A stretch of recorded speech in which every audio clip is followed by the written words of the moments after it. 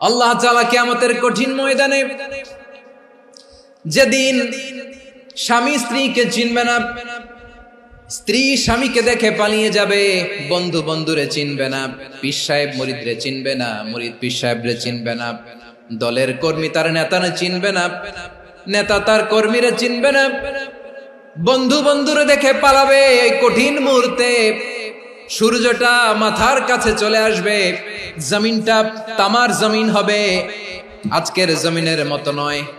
মানুষ ঘর্মাক্ত, ক্লান্ত, শ্রান্ত মাথার মগজগুলো কানের ছিদ্র আর নাকের ছিদ্র দিয়ে বেয়ে বেয়ে পড়বে।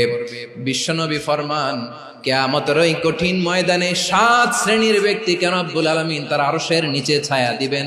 তার মধ্যে প্রথম শ্রেণীর ব্যক্তি হলো ইমামুন আদিল, যে ইনসাফের সাথে বিচার করে, যে জাস্টিস সমাজে সার্ভ করে, যে সুশাসন নিশ্চিত করে। ওই